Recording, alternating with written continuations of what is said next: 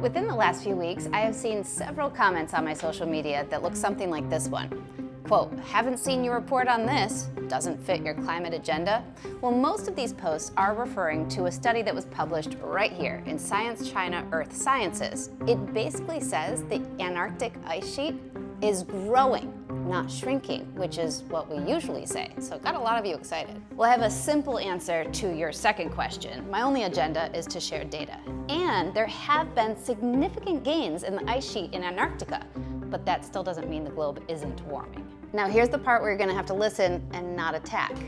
Science is nuanced. So let's go through what the study says. But first, let's get a little reminder geography-wise.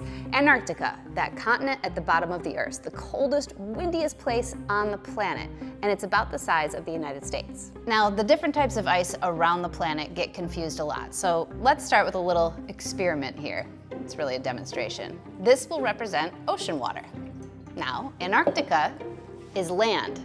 I know, it doesn't look like much, but that's the land. And the ice sheet is the ice that's on top of the land of Antarctica. So like, remember, people are here, Antarctica. Now, for comparison, iceberg is the thing that Titanic hit. Iceberg, straight ahead. And sea ice is the stuff that floats by itself on top of the water. Reminder, this is the part that the study said has been growing. And because Antarctica is big, like our country big, one side to the other is going to have different conditions. And you do have a west side and an east side. Let's call that the east side. More snow and more ice have been accumulating over here. West Antarctica is still losing mass, a lot of mass.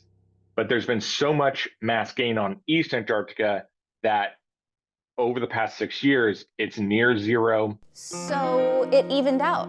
Does that mean that the globe isn't warming? Well, no. What it really means is that the east side had more snow, which accumulated and made more ice. And nobody that studies this part of the world is really surprised, because actually more heat can mean more snow. Wow, we had this massive heat wave in this part of Antarctica, and in this week, we had a major burst of snowfall, and the local volume there increased by this much.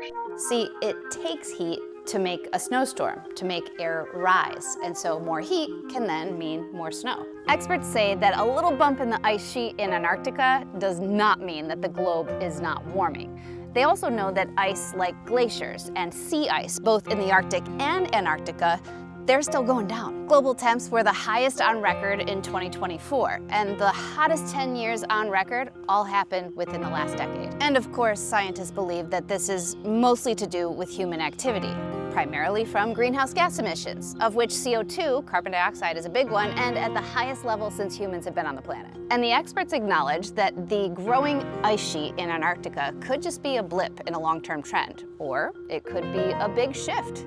They don't know. Everyone's still learning. We really don't have great data on Antarctica before the 1990s. So, like much of science, we just keep accruing data, and we'll go off of that. But what I do think this study tells us is it's another reminder that just because there's a trend in one place on the planet, it doesn't mean that the globe isn't warming.